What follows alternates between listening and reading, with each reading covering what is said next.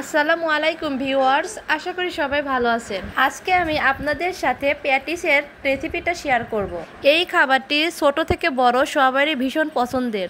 এই প্যাটিসের উপরে লেয়ারটি ক্রিসপি এবং ভিতরে মাংসে ভরপুর। তাহলে চলুন দেখে নেওয়া যাক আমি কিভাবে এই প্যাটিসটি তৈরি করেছি। প্রথমে আমি চুলার মধ্যে একটি ফ্রাই প্যান বসিয়ে দিব। এরপর পরিমাণ মতো তেল দিয়ে তেলটি যখন গরম হয়ে যাবে তখন 1 কাপ পরিমাণ পেঁয়াজ কুচি এর মধ্যে দিয়ে দিব। এরপর আমি এর মধ্যে হাফ চা চামচ আদা বাটা এবং তার সাথে রসুন বাটা, তার সাথে জিরা বাটা, গরম মশলা বাটা দিয়ে দিব। আমি এর মধ্যে একটু পরিমাণে পানি দিব এবং এর মধ্যে আমি 1 চা চামচ করে হলুদের গুঁড়া, মরিচের গুঁড়া ও ধনিয়া গুঁড়া দিয়ে দিব এবং তার সাথে স্বাদ মতো লবণ দিয়ে দিচ্ছি। একটু নেড়ে চেড়ে এর মধ্যে আমি কয়েকটা কাঁচামরিচ কুচি করে রেখেছিলাম সেটাও দিয়ে দেব। এরপর একত্রে আমি সবগুলো ভালোভাবে মিশিয়ে নিব। আমি হাড় ছাড়া কয়েক পিস মাংস সিদ্ধ করে রেখেছিলাম, সেই মাংসটা আমি ছোট ছোট পিস করে রেখেছি, সেটা এর মধ্যে দিয়ে দেবো।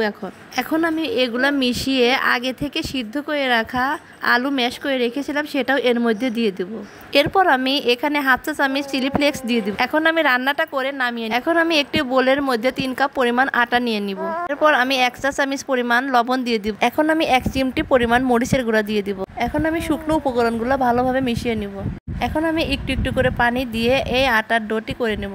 আমি কিন্তু এখানে এই আটার ডোটি তৈরি করার জন্য নর্মাল পানি ব্যবহার করেছি, কুসুম গরম পানি ব্যবহার করি। দেখতে দেখতে আমার এই আটার ডোটি তৈরি করা হয়ে গেছে। এরপর আমি উপরে একটু তেল মাখিয়ে 10 মিনিট রেস্টে রেখে দিয়েছিলাম। আমি এগুলাকে ছোট ছোট লেচি করে বেলে নিব।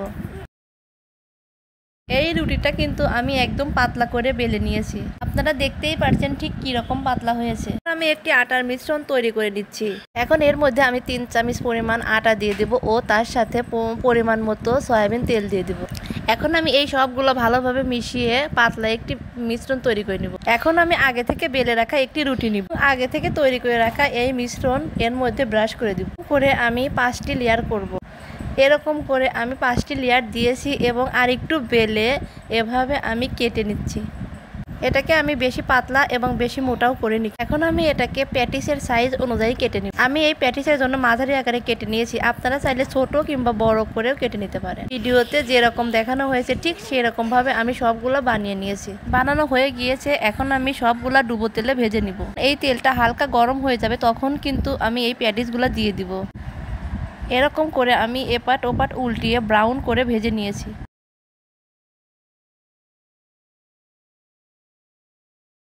আমার ভাজা হয়ে গিয়েছে, এখন আমি এগুলা তুলে নিচ্ছি। ভিডিওটি কেমন হয়েছে অবশ্যই কিন্তু কমেন্ট করে জানাবেন। আজকের জন্য এতটুকু। সবাই ভালো থাকবেন, সুস্থ থাকবেন। আল্লাহ হাফেজ।